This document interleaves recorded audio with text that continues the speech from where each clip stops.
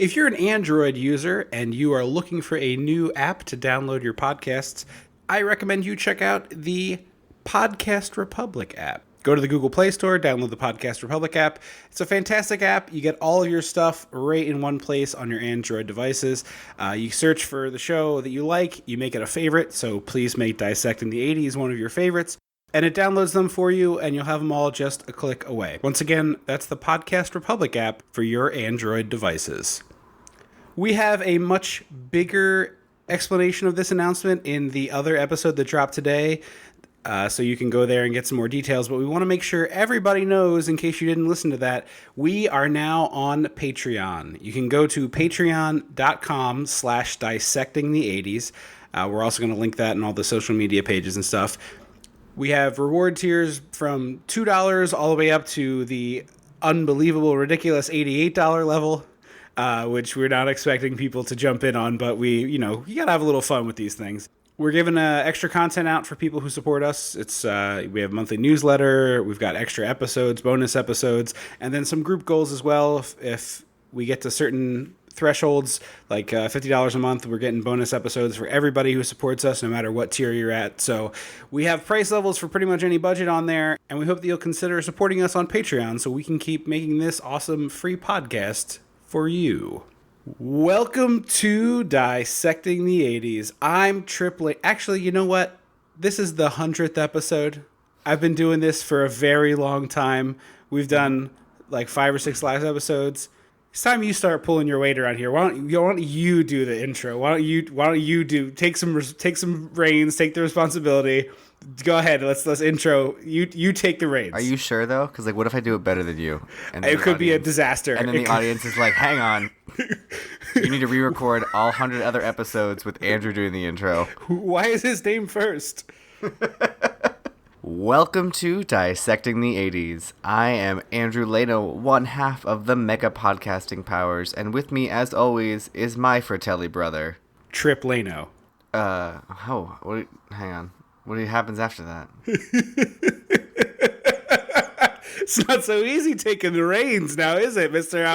What if I do a better job and whatever? You had mentioned that I was going to do this. No, I wanted to put you on the spot. I thought it'd be much more entertaining. I introed great. I don't. What happens next is usually freeform, organic. We're bringing you the 100th episode of Dissecting the 80s with a movie that we said we were never going to do. In fact, we were so sure we would never get to this movie that we did a different style, like a scripted episode, way back 2 years ago, where we did a fake episode of Radio Lab also about the Goonies, which you can hear in the archive if you're interested. We recruited a bunch of friends and did some voiceover work for us. A lot of fun, very different than our normal thing. But this year we're doing a proper episode on the Goonies. Again, something we said we'd never do. So, we watched the Goonies, and you know what that means. We gotta go back. We gotta go dissect the 80s. It's your rich stuff. Something's gotta be done about your rich stuff. When the mega powers explode. I'm talking about the 80s. Oh, yeah. Great Scott. Cream of the crop. Oh, yeah. Mega powers, yeah. When this baby hits 88 miles per hour, you're gonna see some serious shit. Congratulations, by the way. We'll do most of this self-congratulatory stuff on the other episode. But very proud of hitting 100 episodes, and think you should be too. And yeah, it's pretty great. Thank you for listening. We really appreciate it. In case you turn off the episode at some point and don't hear it, we'll make sure you hear it here up top. Thank you. Thank you. Let me put one more caveat on here. It is currently 85 degrees in my apartment, so I'm suffering for my art today. So donate to Patreon is what he's saying. so yes, so that Trip can have... For just 80 cents a day, you can give Trip Leno some AC. I have to turn my AC off when we record the show because it's a window unit and not central air. It's too noisy and it's ruinous for podcasting. So my sacrifice for all of you is that this is basically an endurance sport for me for the next 3 months. And that aerobic activity. Yeah, no, I legitimately have to take a shower when we finish recording because I will be that sweaty. So anyway, on to the movie. I have this on Blu-ray. And I have 2 copies of this on Blu-ray. You must have mine, because I had to re-buy this.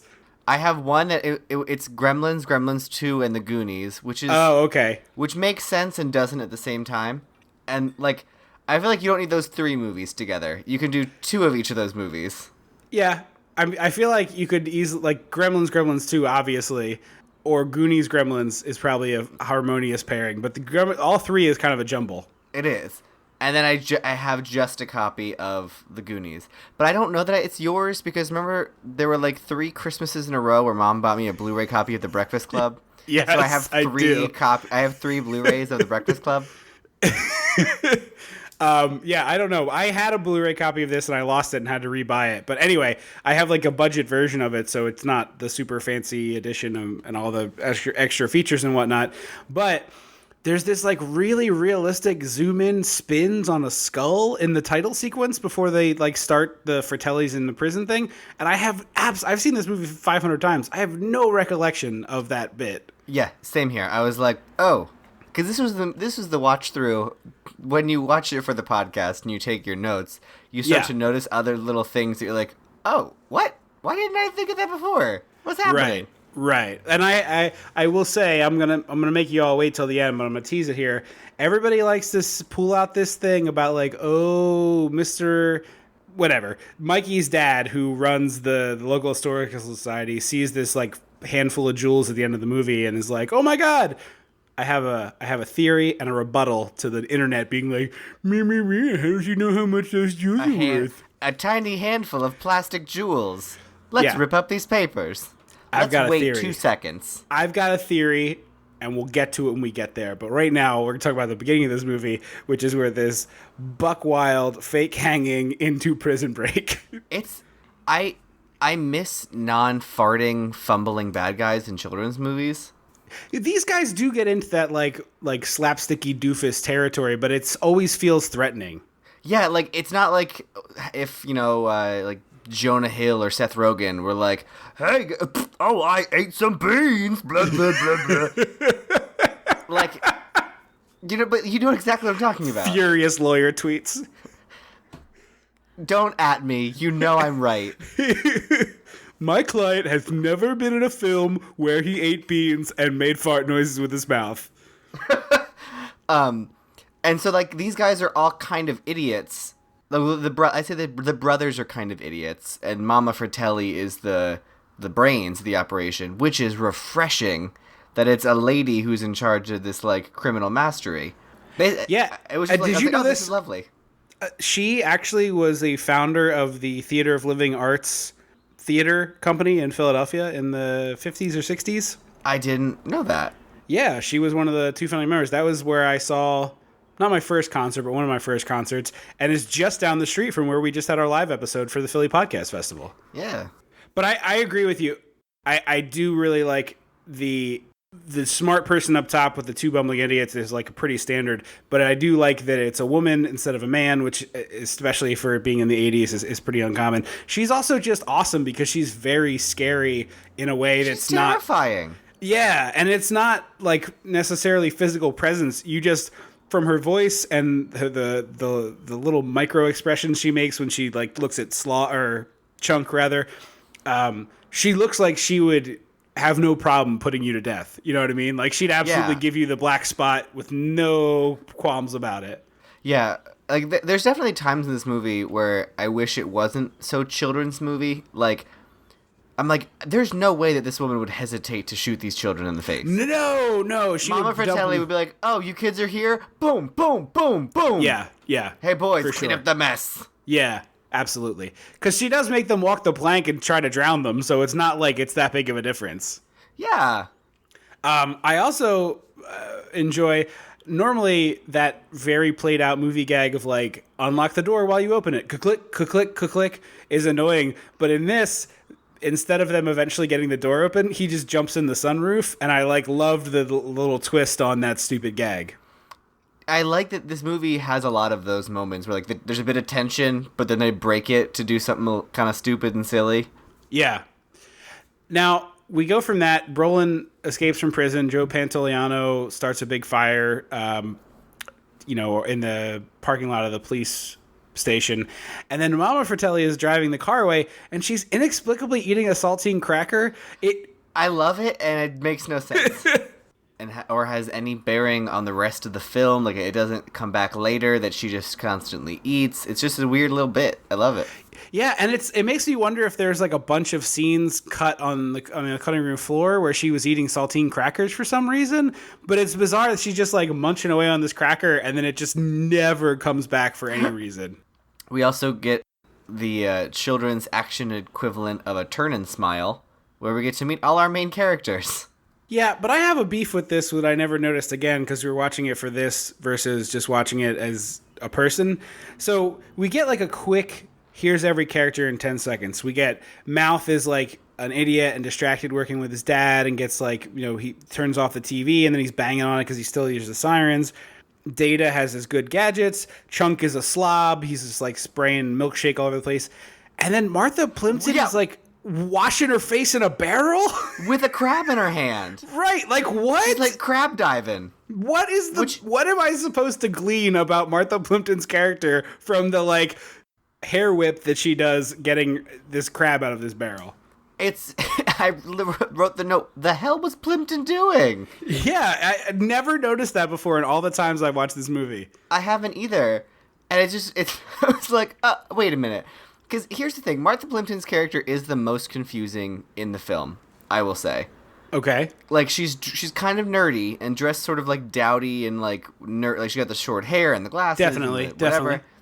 But she's hanging out with Andy, who is sort of played up. It's like she's gorgeous and a cheerleader, and one of them like is sort of like, oh, she's the most popular girl in school. So like, what? Definitely a cool kid. The hell is Andy doing with Plimpton? I always assumed it was like a childhood friends that like eclipsed each other in popularity but still stayed connected because the popular kid stayed cool, which is unusual for a movie like this, for sure. Well, it's also weird that there's no explanation. Like, none whatsoever. It would make more sense if they weren't friends and like they all like banded together on this journey, because Andy's not friends with the Goonies. Right. Martha Plimpton probably should have been a Goonie. You know what I mean? That like the stereotype. Exactly. The stereotypical woman in the group that, just hangs around there for whatever reason. Yeah, but then she would need to have long hair so she can take it out of her bun and halfway through the movie so they can they can realize she's pretty. I mean, they do that anyway. Like her and Mouth. It's weird. They're like 5 years apart, and it's weird. Yeah, I know. It's bizarre. That's the other thing that's weird about this movie when you think about it too hard. And I will say we both grew up watching this movie, and I have a real fondness for it. But this is one of those ones that if you try to show it to somebody who has no connection to it, I don't think this plays for anybody who hasn't seen it as a kid. Are there people who've never seen it as a kid? Oh yeah. I actually had some friends who had never seen it, and they borrowed it, and they all hated it. And I was like, yeah, that doesn't surprise me. Like it's not like good. I think it's well executed filmmaking. Yeah, but it's like for children. You know what I mean? Like it's not fair. It's not something that's gonna really hold an adult's attention if you don't have any nostalgic connection to it. I don't think. That's fair. And I like it. I'm not saying it's a bad movie. We're gonna make fun of it for the next hour here, and I genuinely really enjoyed this movie, and I enjoyed watching it again here by myself in my ridiculously hot apartment. Yeah, I love this. Is a fun movie. It's enjoyable. It's exciting. It's the right kind of like kids movie that's still fun for an adult to watch. Yeah. We also get introduced to Sean Astin and Josh Brolin, who are brothers, who are like pretty far apart in age. It seems like they're like 5-6 years. Yeah. Which is why it's weird that her and Mouth get together, like you said, because it's like a 5-year age gap. But I do like they have Josh Brolin like lifting weights and wearing this ridiculous outfit that he's wearing that's like shorts over top of sweatpants. It's so stupid.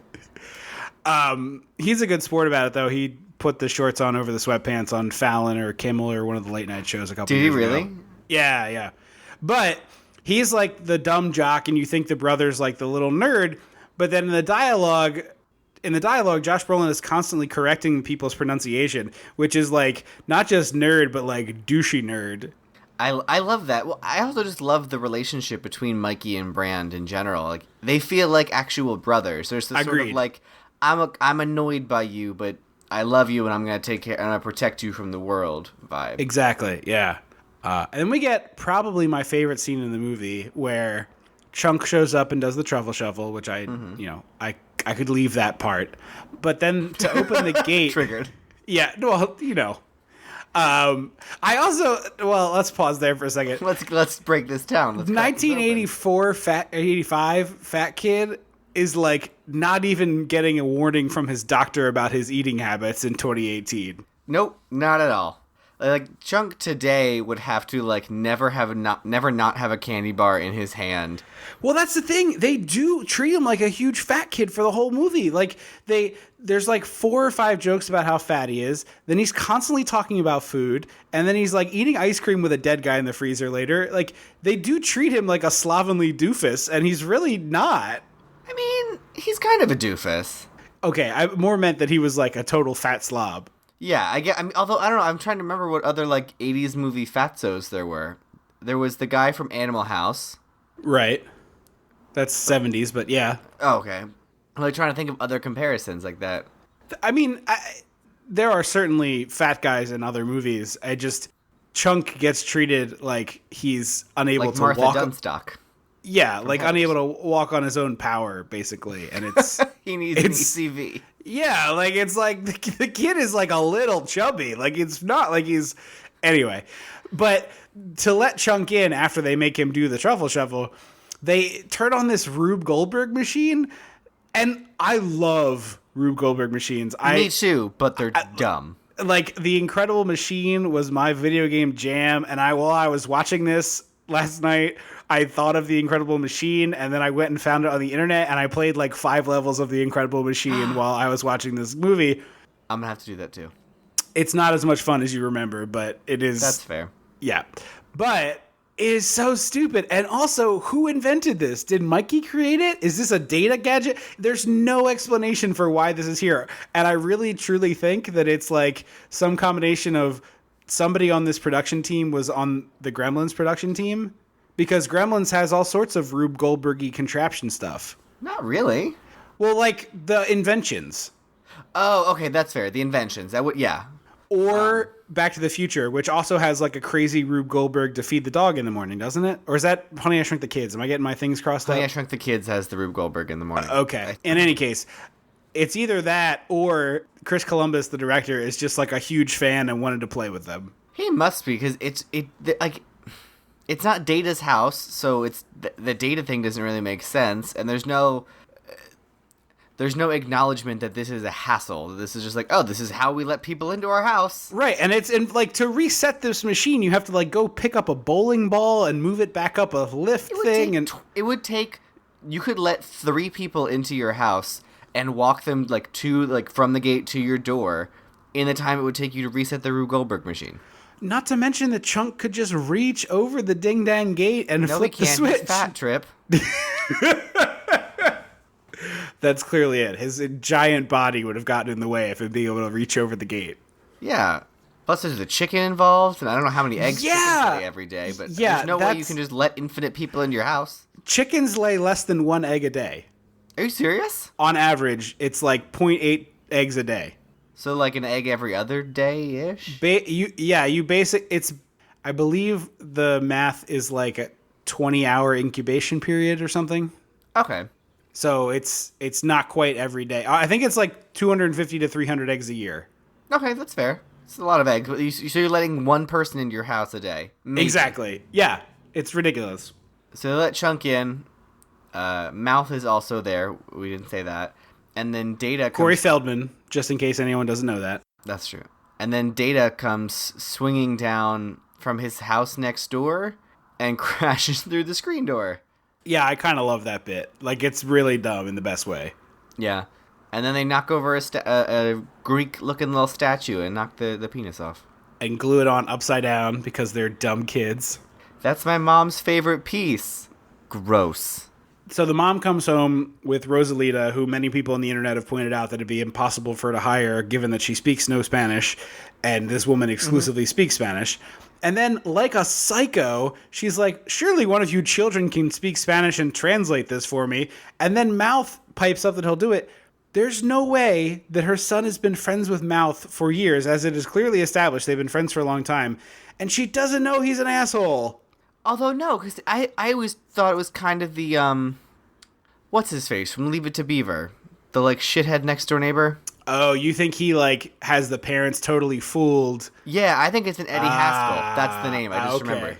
All right, I buy that. Because, like, she goes upstairs and gives these very detailed instructions about how she wants the clothes packed, and, Mouth just makes up stuff about how they want their drugs organized. Why does a 12-year-old know all these words in Spanish? Oh, come on. You didn't ask for all the swear words the second you learned any foreign language? My teachers didn't tell me. Yeah, but you didn't look them up? Yeah, on the internet, Trip. No, we Where looked is them up Mouth? we looked them up in the Spanish dictionary. Oh, really? Well, something like that. Oh, I just Googled everything. The second that I took Spanish classes, we learned how to swear in Spanish. Like Fair. the moment that we could learn Spanish, it was like, how do I say bad words? This has not changed through time. Like somebody found out the words and told them to somebody. I think that's totally normal. Plus, I also think it's drugs would have been in the dictionary. The F word maybe not, but drugs would have been in the dictionary. drugs. You're right. Drugs super would have been in the dictionary. They also give the mom a broken arm, and it's a very weird. She's like, "Oh, Rosalita's helping because I can't pack because my arm is broken," and I was like, "Or you have a whole house to pack, and a helper would be useful." Yeah, I almost wonder if the actress actually busted her arm and they had to like change the dialogue to fit that, because I checked trivia on IMDb and it didn't say anything about it. yeah, I mean that's user generated, so it doesn't necessarily mean anything, but like Rosalita's integral to the plot happening, so I guess that's the explanation for it. Yeah, But I feel like you could totally write Rosalita out of the movie and have a parent find the marble bag at the end, and it would also be fine. yeah, exactly. Anyway, they go up to the attic, and I want to say the attic of this movie gave me really lofty expectations of what life was going to be like when I saw this movie as a young child, and it has been a perpetual disappointment since. Although I will say, there's no mannequin. There's no dress form in this attic, That's true. which is weird. But they do have those weird electricity bulbs. Yes. It's basically Indiana Jones Kid Edition, this part of the movie and a couple other parts of the movie. That's fair. And it, like I said, I was assured by this movie that adventure was out there hiding around the corners of my friends' attics. And mostly when I got a chance to see attics, it was just dusty Christmas decorations, maybe a Halloween skeleton or two. And it was very disappointing. Yeah, and then plot twist, ours had a goddamn fake coffin in it, and it terrified me for years of my life. Yeah, well, Dad made a fake coffin and he put it in the attic. That's for I Halloween. know that, but it used to freak me the hell out. Yeah, I get it. So they're all looking around. Apparently, you said like we said, their dad was the president of the Historic Society. So he has the person in charge. I don't know if the title was president, but yes. Yeah. But so he has all this stuff that theoretically is historic and probably priceless and could be, pawned for a little something. Well, sure, but also it doesn't belong to him, and it's in his attic, which is a problem to begin with. Like even if he's not selling it illegally, like why is it in your attic, buddy? Here's what you do. Sell it illegally, burn your house down, and then use the insurance money. Well, then they don't have a house. I feel like that doesn't solve the problem. Well, they're going to lose their house if they don't get money anyways, so yeah, I think my plan works the best. Yeah, I mean, yes, that is true. Although they also don't have a house at the end of your plan, although I guess they do have some money, which is better than nothing. You can build a house with the insurance money. So they're finding all this stuff, and Mikey finds what looks like a map in an old frame. And he doesn't want to break it himself, so he has Chunk hold it, because he knows Chunk will drop it, because Chunk is fat, if you forgot. Yes, and fat also means incapable of walking 2 steps without just falling on your face. Ugh. Hey guys, like that's the voice that the movie treats him. Yes, they treat him like the guy in Seven who dies from gluttony, who was like essentially a giant bag of skin, like a huge deformed person who ate himself literally to death is how they treat Chunk, who again is like maybe 20 pounds overweight, like very clearly someone who could hit a growth spurt and just lose all his baby fat. Yeah, basically. Also, Sloth is like goal weight in that movie. What? Oh. That's not good. I thought you meant this sloth, and I No, was not like this also sloth. confused. No, I don't want to. I don't want to bulk up like that. So they Chunk breaks the frame obviously, and they pick up the map, and they ask Mouth to translate because there's Spanish on it, and Mouth translates it, and it still rhymes when he translates it into English, which super 100% wouldn't happen unless you took the time to translate and sort of rework some of the words. Yeah, exactly. It's definitely a translation, not a literal translation. Yes. And this scene is just like cliche city, and I love it so much because it's the whole thing like, you guys don't know the legend of this town? Well, let me tell you. Oh, you guys are crazy. Dad made up that story to get you to go to sleep. People looked for that for years. No, it's definitely there. Yeah, no, it's exactly that cliche. Probably one of the earlier versions of it, maybe. I would think so. I also like that they snuck in calling him One-Eyed Willie, and they were just like... Yeah, how did that one slip by the censors? Like, that's a joke that, like, the guys writing the script laughed about, and they were like, certainly they're going to change it to Big Beard Pete or something like that, and like, ha ha ha ha ha, and then it just, like, slipped right on by everybody. Oh, boy. Because you hear it a lot in this film. Yes. Everyone says it at least once. Yeah, no, that's the most often. If you did a word cloud of this movie, the center of it would be One-Eyed Willie in huge letters. And then the bad guys show up, the rich assholes, you know, as your classic slobs v snobs movie goes. Are your parents home? Yeah. And then they leave this very important contract with the children. You definitely can't do that. Like, that's not okay. If you can't mail this and you're trying to serve it to them, which is clearly what he seems to be doing, you can't just leave it with a 15-year-old. You need to serve it to the adults. Right. Also, it is clearly work time. Why wouldn't you go to the father's place of work to deliver this? Yeah, these kids are definitely, like, after school hanging out. This is not the evening. This is a very strange time for this to be happening. Although it is Washington, so everything's kind of just gray and cold looking, so it's hard to pinpoint exact time of day. I was going mostly by sun, but I guess it was summertime too, so that would throw that off. No, they say it's fall. Oh, okay. Wait, really? Yeah, they say why would a summertime restaurant be open in the fall? And like they're all wearing like coats and gloves and stuff. So that's even more callous that they like let these people live in their homes and the kids start a school year just so they could be like, well, sucks to suck, and take their house away from them. Yeah, and that should have been explored more. Yeah, that's a good point. So they leave, and Mikey gets very upset, and we have a really tender moment where Brand is like, come on, and takes care of his little brother. And before the mother left, she said, Mikey isn't allowed outside because he's a bubble boy, essentially. Yeah, he's got asthma and all the maladies. So they decide they're going to tie Brand up to sneak out of the house, and they use his like stretchy coil. It's like an exercise. It's like the original version of what's now just an elastic band. It was like a bunch of springs. Yeah, they use that to tie him to the couch and run away. And then they let the air out of his bike tires, which they act as like the most awful permanent thing you can do.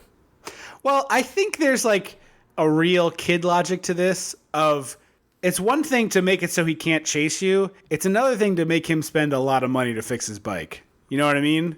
No, I know. I don't think they should slash his tires. They treat him letting the air out of the tires as though he's slashing them. He's like, he spent so much money on that bike. Oh, like, yeah. It is like, weird. Yes. Yeah, it's still a bike, buddy.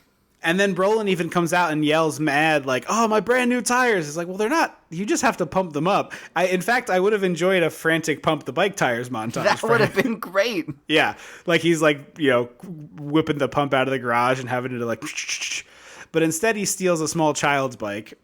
Oh, we forgot to mention, by the way, Cyndi Lauper shown on television singing the theme song of this movie in the movie. Her least favorite song of hers. But she sings the song in the movie, and then it becomes the soundtrack of the movie, which we complained about in Overboard quite a bit. Did we complain about that?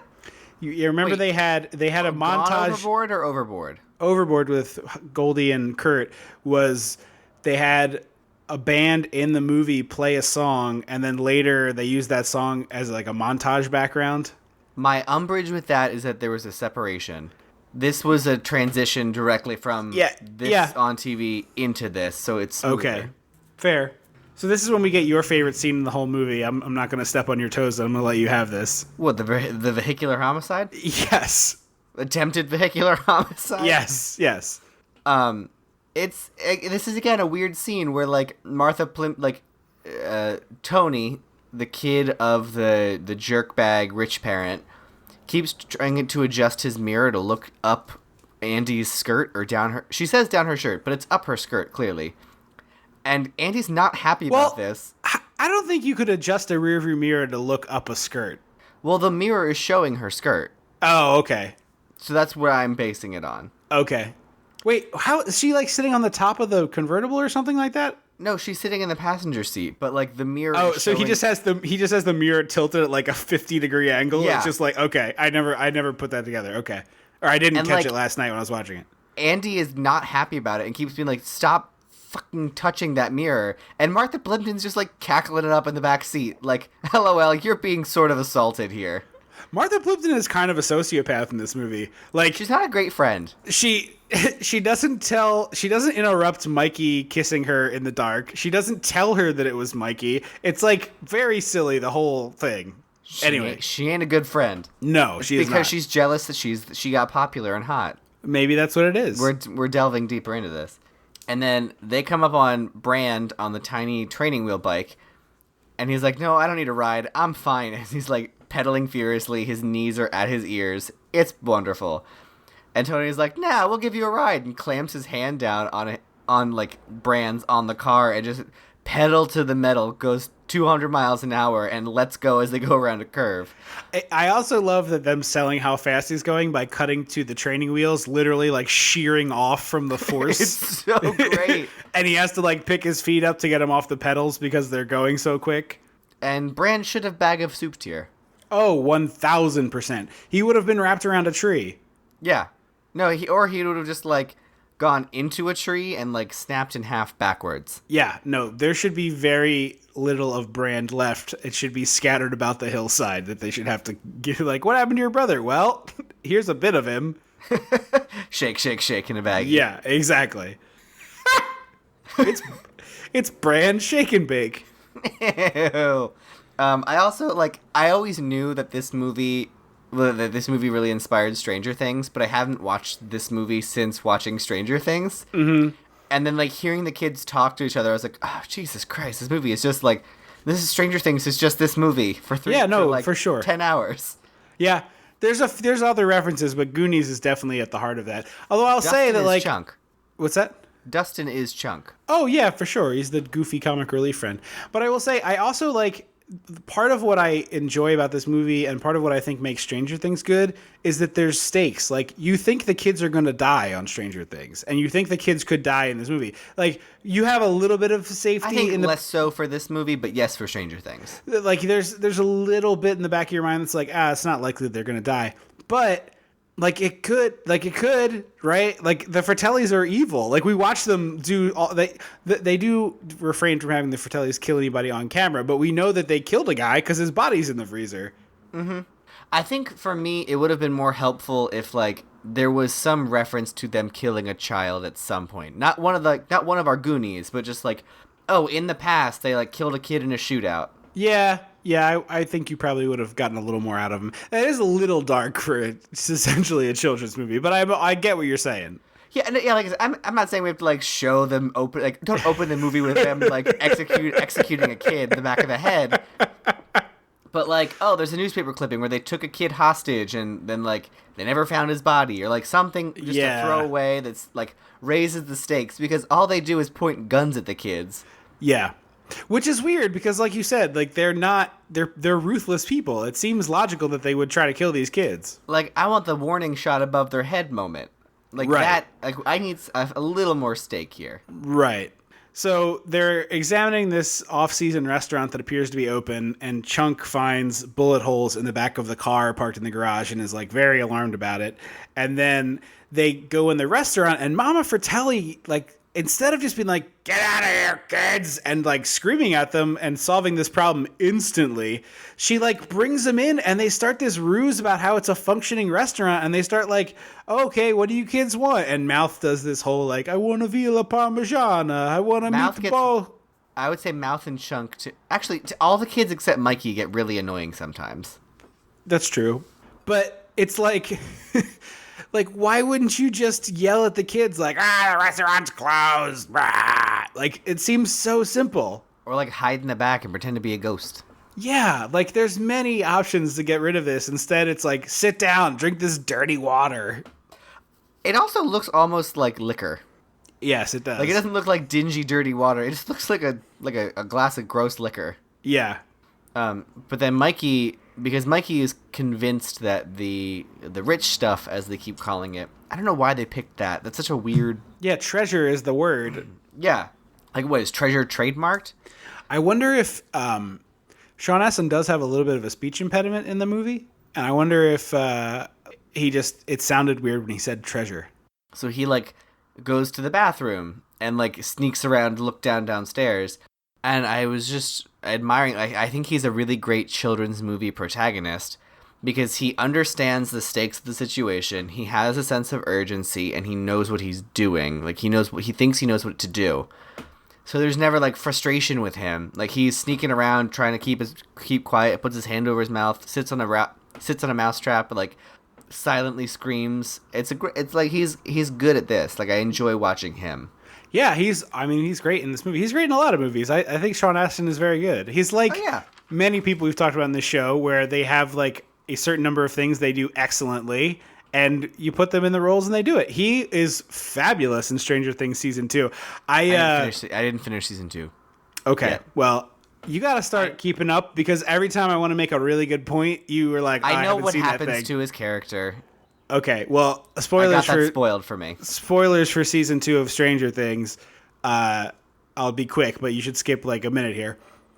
My girlfriend and I were watching it, and I turned to her like 5 episodes in the season, and I was like, shit. And she's like, what? And I was like, he's the guy that we're going to fall in love with, and then he's going to get killed. And she was like, oh, no. And I was like, right? And she's like, absolutely. So it was really crushing to like come to that realization. Yeah. Stranger Things, man. But he's great. He's great in the Stranger Things. He's, great in Apparently Rudy. Great in Lord of the Rings. Yes, we wouldn't know, but other people would tell you how wonderful Sam, Frodo, Samwise Gamgee, one of those things. Whatever. But that's always, people always like when he was in Stranger Things, people were like, oh, Sam from Lord of the Rings. And I was like, Mikey from Damn Goonies. It, it's Mikey, yeah. They didn't cast him in that because he was in Lord of the Rings. They cast him in it because he was a Goonie. Slap. Speaking of which, when is Elizabeth Shue going to be on Stranger Things? Right? It needs to happen. We need to get Elizabeth Shue and Leah Thompson as like evil doctor scientist ladies. Shut up. I want to see that. I am like 100% here for that. Yeah. Not literal twin as in like twins, but like, two. A pair. A duo. Yes. So eventually they get to the basement of this place, and Chunk, who was mentioned that he's hungry like 6 times in this diner scene, which like, again, forgot he was fat. Right. Like, come on, movie. Knocks over a water jug that is like pristine and nice in this basement, which is kind of strange. Makes no sense for this basement. And the water leaking makes a sound like it's falling a long way, and Mikey, being the genius about hidden spaces that he is like, oh, there must be a way out down there. So they like find this tunnel and start getting down there, and there's like this music cue happens. I don't think this is the first time in the movie, but it's the most noticeable one to me, where there's like, and Back to the Future does it too, this like blink blink blink. Yeah, this like, this is important. It's like highlighting the movie with a highlighter. I do love the music in this movie, and I didn't realize how much I loved it until this watch through. It's a great bouncy kids adventure movie score. I think it's awesome. So I also noticed there's a scene after that where they go to this freezer, and before they find a dead guy, Chunk is listing off the names of ice cream because he's the fat kid. There's no way. Stops in his tracks. He's like, I'm leaving. You guys are jerks. You're going to get us all killed. We need to leave. ice cream? I smell ice cream, which has never been true in the history of the world. No person no one's has ever smelled ice cream. Not out of not packaged in a freezer. Like, what is he, a bloodhound? No, he's a pig because he truffle hunts. Right. But clearly this poor actor had to improvise these ice creams because it's like Rocky Road, mint chocolate chip, chocolate chip cookie dough. Long pause, apple, long pause, grape. And I'm like, 2 of those are not ice creams. Grape is not an ice cream. Grape has never been an ice cream. I'll give you apple, maybe, but like grape? Yeah, no, this is bananas. Like, thank you, sir. Bananas. There's an ice cream flavor. Yes, yeah. There has never been a grape ice cream available at commercial level. Maybe at like some little farm stand or some weird ice cream shop. I mean, there's a place here in Baltimore that does like all sorts of weird nonsense flavors. I went in there and they had jalapeno popper, so like maybe they've done grape. But do they bread the ice cream? Like would they do the cone? Do they dip it in breading? No, it's cream cheese ice cream with jalapeno bits, and the breading is like a swirl in there. That actually sounds pretty good. I'd eat that. But like, I have a bite of that. That's exactly how I feel. Like, I don't want to eat a cone of these weird ice cream flavors. I'm going to take a second to grandstand about ice cream flavors. Nobody wants that. That's the first time you've ever said that sentence. But I'm just saying, who is that for? Like, you can't tell me you're selling as many scoops of jalapeno popper as you are mudslide or, Maryland mud with coffee and chocolate and all that good stuff in it. Like, who is that for? I'm sure they just make one 10-gallon tub of it, and then once it's done, it's done. Yeah, but it's like, days. Because there's that place in Rehoboth that's like, we have bacon flavor and ranch flavor and Dorito flavor. Yeah, like, keep it. Everybody wants normal-ass flavors of ice cream, okay? Like, there's a reason. I'll have a sample of it, but I don't. Yeah. No one's ordering a cone. No. And if you do, you're like, well, this was a mistake. Four licks into it, you're like, I have to eat this now. This is my life. You got it because you were a YouTuber, and you want to make an extreme video about it. Yeah, like, oh, we got sweet corn and bacon ice cream, and then you have to eat the whole thing looking more and more depressed as you realize what your life has become as you film it. Over some royalty-free Skrillex sound. Exactly. Dear ice cream manufacturers, keep it. However, keep going with the low-calorie, high-protein, low-carb ice creams, because I'm on board with those. I hate it. I love them so much. They don't taste like ice cream. Doesn't anyone care about mouthfeel? Does no one care about mouthfeel? They taste like... They totally do. If you blindfolded me and gave me a spoonful of that and a spoonful of Ben & Jerry's, one of them is going to taste like sand in your mouth. No, not like sand. You aren't eating good ones then. Halo Top is the one everybody jizzes over. I like Halo Top, but I like Enlightened more because Enlightened has lower carbs. They have terrible mouthfeel. It's stupid. They don't. You let them soften up. Enlightened has. It's worse when they get soften up. You have to soften it up a little bit. It's worse that way. No, it's not. That's how you're supposed to do it. That's what they say. They're like, "Hey, it's gonna be too hard coming out of the fridge." It's not. I don't. My beef is not that it's too hard. My beef is the texture of the ice cream does not feel creamy like ice cream does. Oh, mine always does. It has like a weird. Enlightened has one called Movie Night, and it's a popcorn flavored ice cream with caramel swirls and chocolate bits, and it is my jam. I would love it if it was made with actual ice cream. Oh my god! You can keep. I'm a very big ice cream snob. I admit it. I am a ice cream snob. Oh, you're right. That's the one thing you're. It's not the one thing. I would never said one thing. Check the record. I did not say one thing. I just said about this thing. I am a snob. I love the low calorie ice because I'm not trying to eat 1,000 friggin' calories. I've gotten to the point. I've gotten to the point where I literally will not buy store-bought ice cream if it's not Ben & Jerry's or Haagen-Dazs. I wait for them to be on sale and I buy those because I can't. Everything else is trash now. They all have carabine gum and locust gum and carrageenan. It's all nonsense. Locust gum? Locust bean gum is an actual thing that is used to make ice cream. It's in your Halo Top or Enlightened, I'm sure. I never heard of locust bean. Well, they use it to emulate creaminess. Xanthan gum is usually what they do for that. Yes, xanthan gum, carrageenan, all that shit. Milk, cream, sugar, maybe an egg. No, I want less calories. No, I'd eat less ice cream. Simple solution. Okay, you're right. I just want one spoonful of ice cream. Oh, Said no one ever. I would rather have F off. an actual serving of Ben and Jerry's than a whole pint of Halo Top.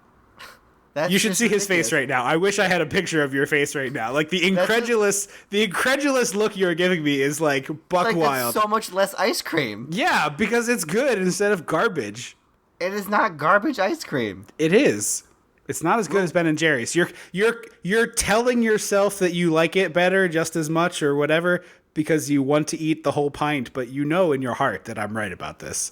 No, because I eat Ben and Jerry's now, and all I can do is like, it's so sweet, and I know I can eat 3 scoops of, I can have a spoonful of this, otherwise I'm gonna ruin everything I'm working for, and it's not worth it.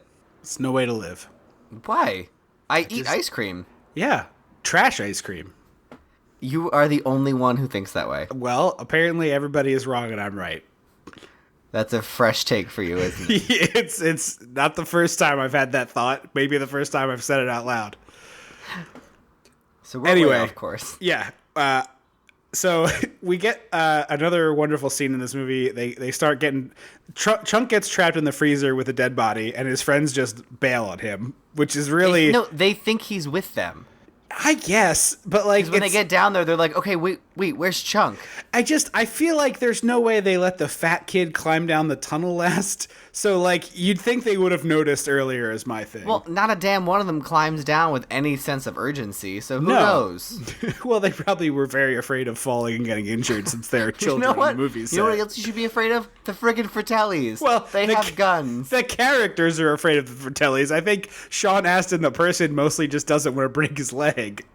I got so frustrated watching them climb so slowly. I was like, look, I'm going down first and leaving everyone behind. They climbed it like wrestlers in a ladder match, where like the whole gimmick of a ladder match is like you have to climb up to grab the title. It's like 10 feet off the ring, and so logically, like the way to win would be like you just sprint to the ladder and climb it as fast as possible. But there'll be scenes where like a wrestler is climbing and there's no one in the ring to stop him, and he's not supposed to win, so he has to like drag himself up this ladder step by step, and it's always like, you're not that tired, damn it.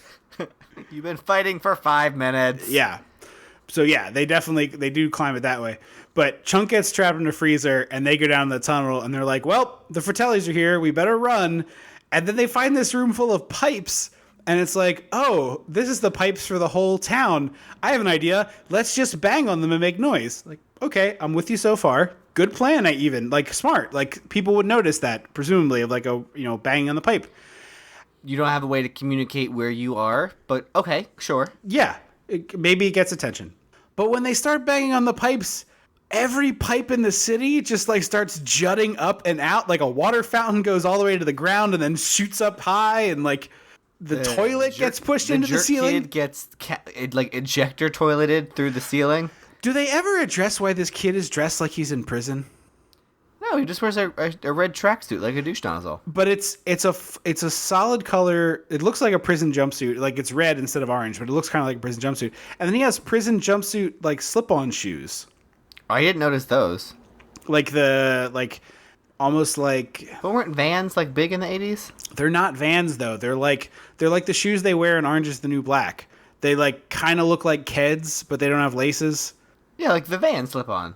Well, the Vans slip-ons I thought had like some style. These are like very boring canvas shoes. But anyway, he kind of looks like he's in prison for a second, and then he gets pushed to the roof while sitting on a toilet, which I kind of like. Yeah, that's a good moment. Andy has a really great breakdown that I never noticed before this watching. She's like in the tunnel and she's like, why do I have to complain about Troy looking at my skirt? I should appreciate someone looking at my skirt. I have a great body. Don't I have a great body? How much am I going to have a great body? Like she thinks she's going to die in the tunnel, so it's like, what have I left behind? Oh God, what have I done? Yeah. She's very good in this movie. I wish she was doing more. So, fun fact about Andy. The role was Heather Langenkamp came in to audition for the role and really wanted it, but she was 20 and they thought she was too old, so they let her go.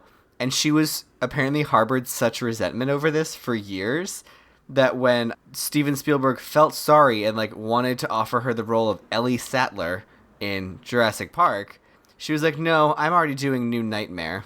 Wow, that's the stupidest choice anyone has ever made in history, Heather Langenkamp. I was like, no, Heather! Not like, here's the thing, Laura Dern, I stand for Laura Dern all damn day. But like, Objectively, Heather Langenkamp would have not made it. That movie would have been less good with Heather Langenkamp instead of Laura Dern. Yeah, he offered her Laura Dern, and she was like, no, I'm doing New Nightmare already. And Wes Craven went, really? I mean, okay. Yeah. I wouldn't do that, but all right. Can I play Ellie Sattler? Oh my god, Wes Craven in a blonde wig and a crop top. Yeah, I'm here for it. I'm super here for that. Now I just want to see, like, any, like, hot young lady role played by an elderly man. Not elderly, but like a middle-aged man in the same costume. Yeah, no, I think that would be good. Like how they replaced what's his nuts with Christopher Plummer. Yeah, exactly. They just Christopher Plummer replaces everybody, so like women too. Yes. Christopher Plummer as Juliet, Ed Begley Jr. as Romeo. The romance stands the test of time. Shakespeare's Romeo and Juliet. Blah, blah, blah. That's the tagline. But they're both playing it like they're 13. Yes. Okay, wait. New twist. Christopher Plummer as Juliet, Ed Begley Jr. as Romeo, but it's like a 2018 shitty update where like they're texting. They whip and nay. No, well, yeah, but also like I want a lot of emojis. Like mostly they communicate via emoji, and so it's like over their head. Well, it's like how do I compare the two sun emoji, calendar emoji? You know what I mean?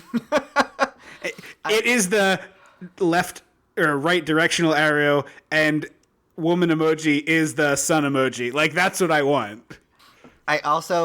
I'm here for that, but I'm shockingly gonna swap out Ed Begley Jr. for like some former Disney Channel star. So it's Christopher Plummer as 13-year-old Juliet. The Mercutio is the former Disney Channel star. No, I was saying like it's like 80-year-old Christopher Plummer as 13-year-old Juliet, an actual 17-year-old boy as Romeo, and he has to like he has to get kissed. By Christopher Plummer when he's like, some poison doth linger on these lips. Like Zac Efron or something? But like Zac Efron in High School Music. Like I like that. Like, yeah. Not today Zac Efron. A person that we don't know because we aren't up on Disney Channel actors is what you're saying. Yes, but yes, exactly. Yes, a Zac Efron type. Yes. Has to get kissed by Christopher Plummer. Into it. So into it. Here for it. So we get my favorite sitcom within a movie, which is Sloth and Chunk, Best Buds. We hang out with these two people for so much runtime in the second half of this movie. Too much, one might say. Like a lot too much. And I don't know what the point of Sloth is as a character, really. Like, if I'm being honest. I don't either. Like, I don't really quite understand what we're, like, I guess it's because they needed a reason for the character to turn on his family and help the kids. But there are, like, many ways to accomplish that without this, like, hideously deformed person that they conjured. It's such a weird choice. I never... He always felt a little out of place. And as a kid, like, kind of frightening. Yeah. Sloth is frightening. But the two of them, like, become fast friends when they're tied up in this room together. And it's like, oh, here's a candy bar. And, like, you know, let's watch TV together. And then it's like, oh, you can help me escape. And then they escape. And, you know, it's just like the two of them hang out for a long part of the movie. That's just very confusing. Yeah. We then also get one of my favorite lines in the movie. Because this movie has a lot of quick, like, throwaway moments. And Brand goes to move a rock that he thinks will let, like, that he moves the rock, they'll get further at, like, advance in the cave. And Martha Plimpton's like, Brand, God put that rock there for a reason. And yes. I feel like we should respect that. She has a couple of really wonderful moments. Like, I think that character is kind of meh, but her performance as character is awesome. Is what makes it. Yeah, that line reading is lovely. So we get to this wishing well, and at the bottom they realize it's a wishing well. They see all this change, and at first they're like, oh, we should take all this money, and then they're like, oh, wait, we're at the bottom of the wishing well. And Mikey is like, these are someone's wishes, we can't take them. And there's this kind of like... Plimpton is the one who says, she's like, these are someone's wishes. This oh, isn't you're money. right, you're right. No, it is money. Just grab it. I don't know. I think I kind of like the sentiment of it, but I also think it has the first of two dark turns of the movie where Mouth is like, well, this is my wish because it never came true, and now like my life is terrible, and it's like, whoa, like we're in a children's movie here, gang. We could. If you're not gonna specify how, you should not say anything. Yeah, like what does that mean? What am I thinking now? It's pretty dark and gloomy. What you're saying is terrible. And then they see the douchey guy up at the top of the well, and they're like, send the bucket down. And then Mikey gives the big speech. He's like, we're Goonies, and Goonies never say die. And I love that she's like, wait, I'm not a Goonie. Yeah, like, I'm not. These laws don't apply to me. Yeah, I'm here, but I'm not part of this. Like, I'm just here. I'm going back to the hot popular girl embassy. Excuse me, my father is going to pick me up in our limousine, and we will be going far, far away from here. Also, would that rope and bucket even support anyone's weight? Probably not.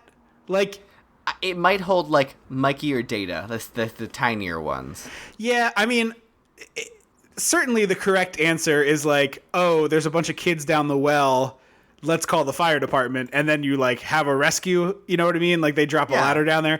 But, yeah, I don't know that this rope could have sustained them even if they wanted it to. It sure ain't sustaining Josh Brolin. No. And I also wonder, like, why is, like, I've never seen a well that wasn't being actively used as a well that still had the bucket attached, because it's wickedly dangerous. Yeah, I haven't really been around many wells, so I don't know. But yeah, I don't have, like, a ton of well experience. It's not like I have months of time in my life that I spent around wells, but, like, normally you have a subscription to Wells Weekly. Yeah, exactly.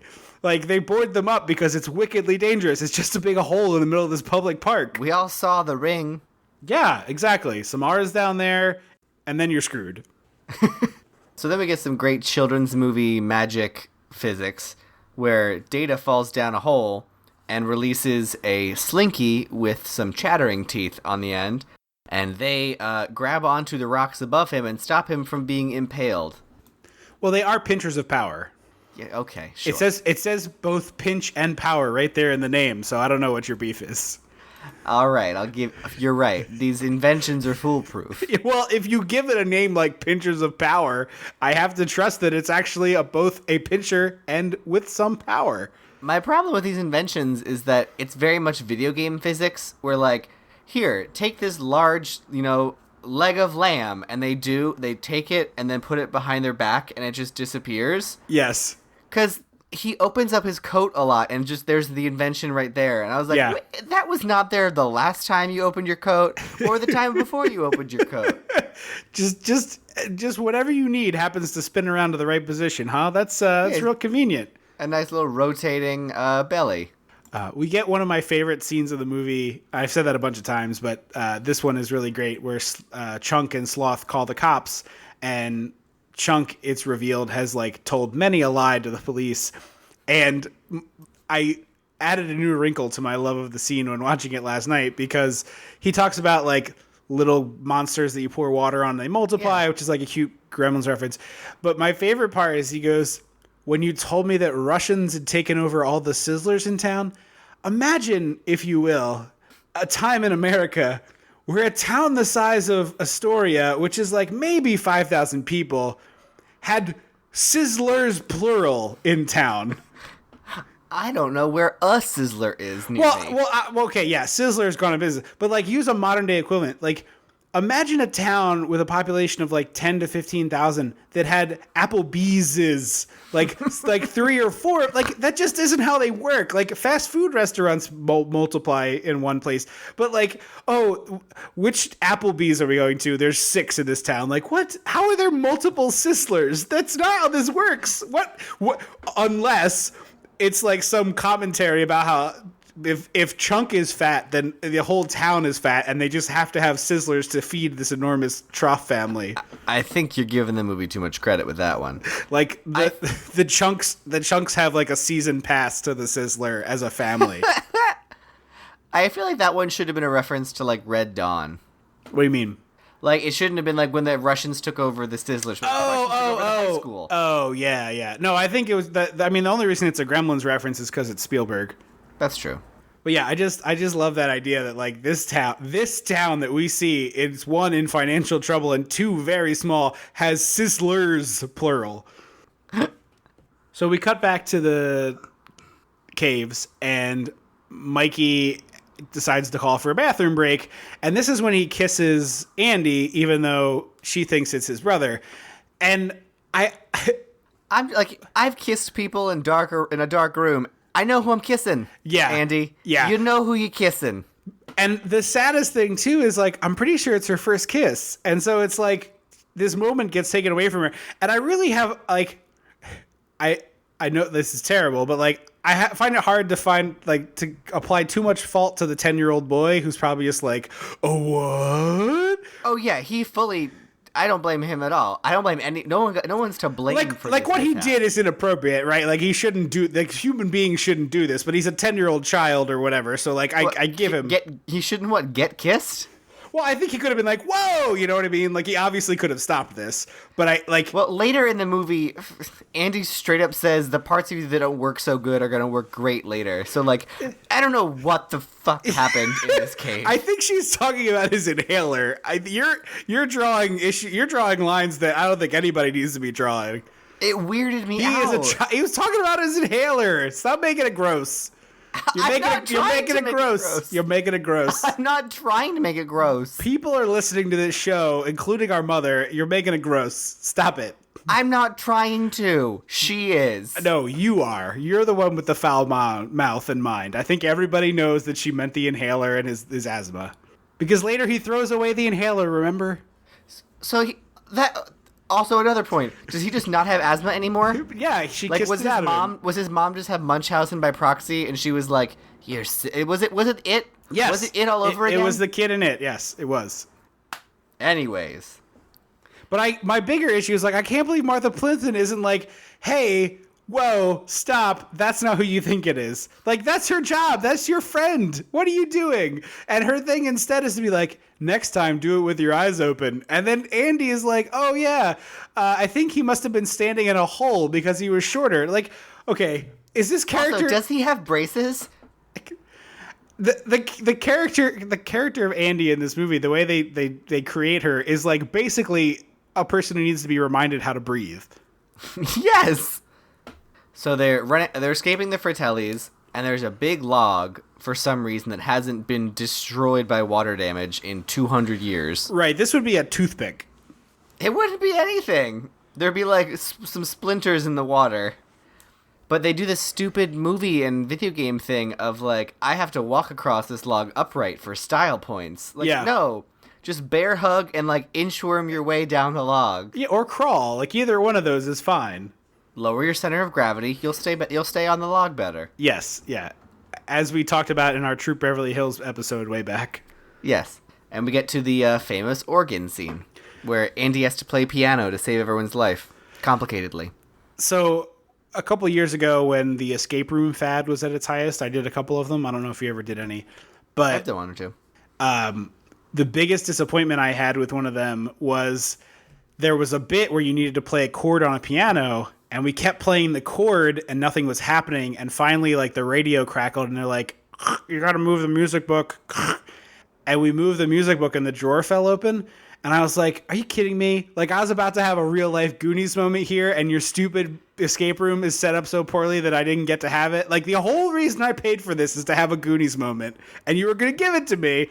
And then you idiots ruined it. It was extremely disappointing. That's so dumb. Why Yes. wouldn't you do that? It was like not set up correctly, so it got jammed and couldn't fall open.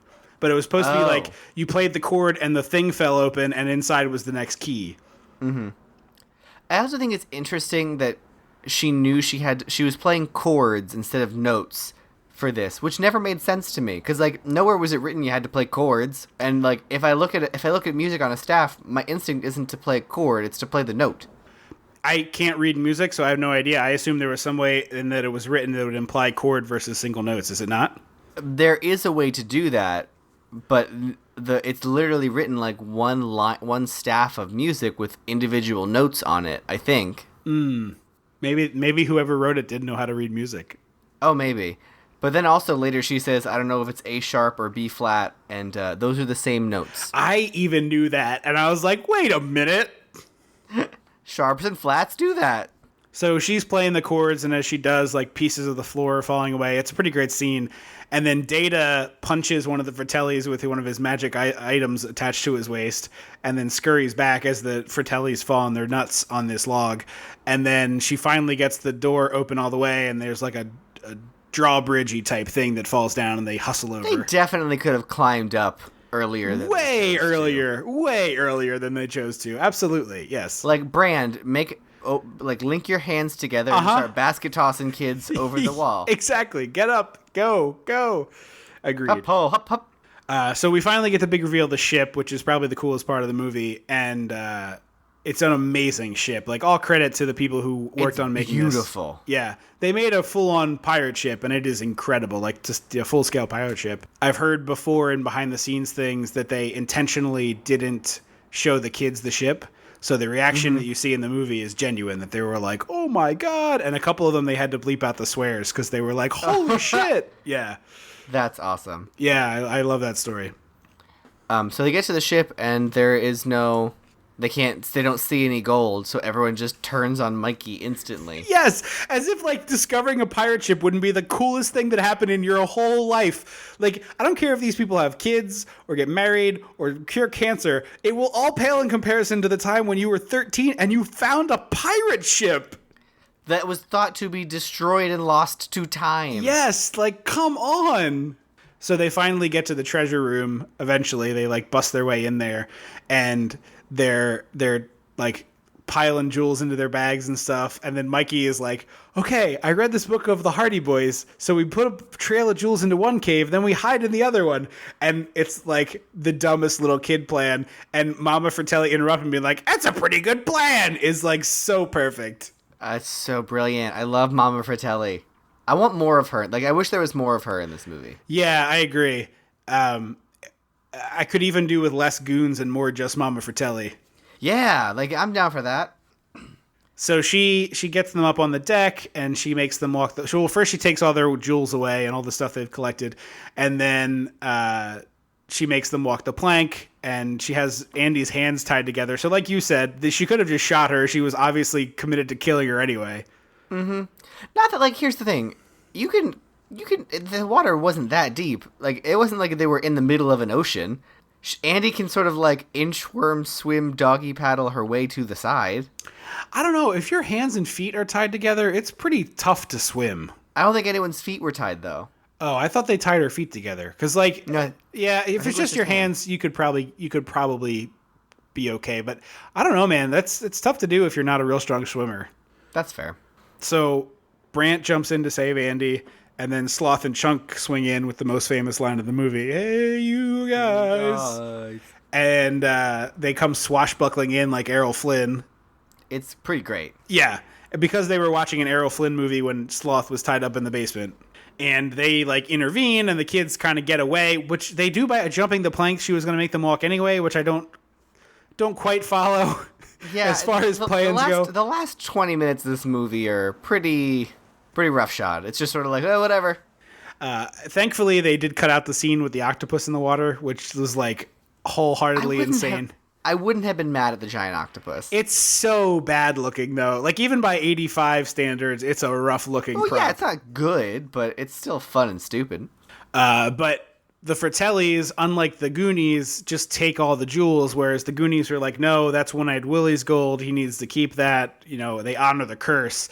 And so when the Fratellis take it, it rigs a final booby trap, and the kids, like, hustle away as the cave starts falling in around them. And Sloth seems to sacrifice himself to get the kids out, which is like a nice, gesture that he does.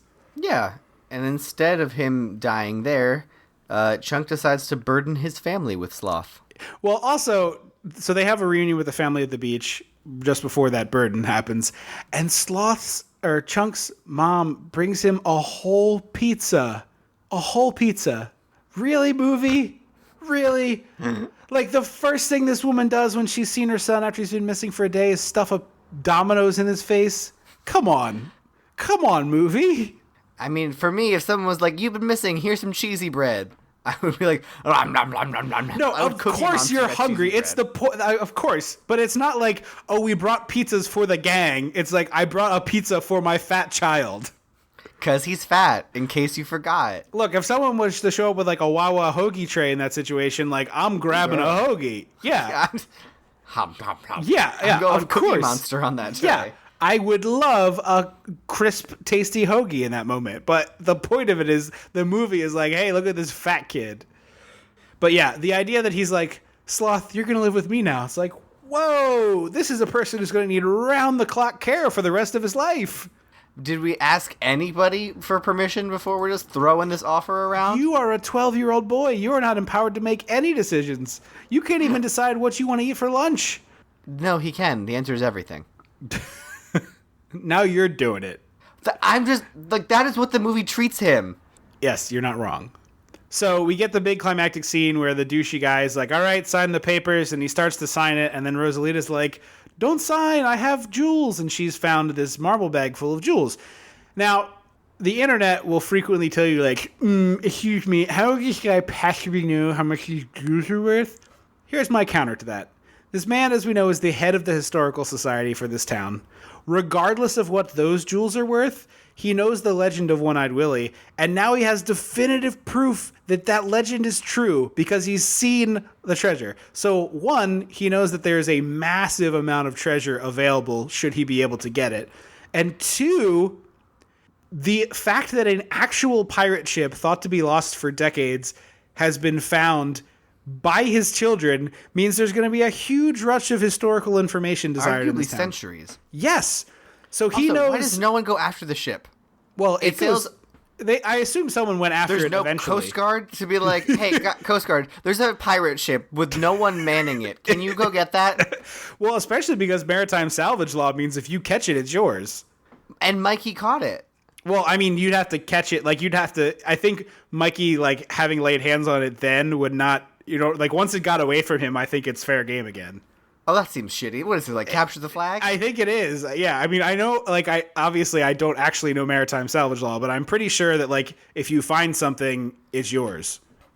But anyway, I say Mikey found it. I've always found it ridiculous that people, like, can't draw the line of the logic of the movie that, like, this man is a historical curator and the biggest historical find of a millennia has just been found in his little town. He's going to be making money off it for a long time, regardless of what those jewels are worth. Yeah, that's true. Mega tourism, mega bucks. And then another fun thing to watch for if you're watching the movie is when he tears up the papers and throws them in the air, there's very clearly like a second person that throws the paper because it comes in from a second direction of confetti, and it's really lovely. So that's it. That's the Goonies. Final thoughts? The Goonies are good enough. Yeah. High recommend for me. We grew up watching Oh, yeah, this movie. high recommend. I was making a joke, but it's a high recommend. Yeah. I highly recommend. I enjoy the hell out of this movie. I think you will too if you grew up with it. Obviously, you know if you like it or not. Like I said, it's probably not going to be a real winner for somebody who is a full-grown person, but worth a shot because it's kind of a classic. And if you like Stranger Things, it basically just straight up rips this movie off. Yeah. It's a classic children's fare. We probably won't have a Cyndi Lauper connection on our anniversary show this year just because we just did this here instead. There may be an opportunity for one more Cyndi thing. I'm not sure, but that this may be it for her. So if it is, thank you so much. We appreciate your Love you, service. Cyndi. Yes. Thank you all so very much for listening to the show. It's, like we said, really buck wild to be still doing this 4 years later, come with this 100th episode. Never would have guessed that it would have lasted this long. I would have assumed we would have, stopped at any point along the way. But yeah, I mean, I've never done any creative project this as long as we've done this podcast. So I really tremendously proud of this and really happy that, especially lately, it seems like more and more people are tuning in and checking out the show. So thank you for that. We really appreciate it. We really love doing this, and we want to keep doing it. And we will keep doing it. But if you could spare a few bucks for the Patreon, that helps us do that because it costs money to do the show. We gotta, pay for hosting and all sorts of stuff, and there's some significant changes to how podcasts have to be posted coming through Apple, so we gotta pay for podcast hosting in a different way now, and so any little bit will help. I know there's lots of folks out there asking you for your help, and we totally get if you can't. And we hope that if you can't, you can do the simple thing and review the show on iTunes, because if you can't help financially, that's the thing you could do. Another thing you can do, as always, is tell 2 friends. Podcasts are the perfect pyramid scheme because it doesn't cost anybody any money. Free. Yeah, free. You tell 2 friends. If you like the show, tell 2 friends. So, we are going to continue this month. There are 2 episodes left in July. We are christening this 2 Lie. So, we're going to do part 2 sequels to movies that we've done other installments of. Mm-hmm. We'll tell you what the next episode will be in just a sec. But first, before we do that, just a couple quick housekeeping things. Don't forget to review the show, like I said, on iTunes. And also, if you need more from us, facebook.com/dissectingthe80s, dissect the 80s on Twitter, and 856-DISSECT if you want to leave a message, and dissectingthe80s@gmail.com. I've had a lot of people lately chiming in on Facebook and Twitter, and it always makes our day for someone to say hello and tell us about something like that. So if that's been you, thank you. We really like, when people take the time to do that. We know there's a million things out there competing for your attention, so anytime somebody takes the time to shout out to us, we really appreciate it. Recently had some fun Facebook chat with a listener named Eric, so thanks for getting in touch with us on Facebook, Eric, and thanks for letting us know what you think about the show. So, we'll be back in 2 weeks, July 16th, to start 2 Lie with Nightmare on Elm Street 2, The Gay One. Thank you again so much for listening. 100 episodes is really blowing my mind. So thank you for listening to our show. I have been Trip Lano. I will always be Andrew Lano. Until July 16th. Don't you forget about me.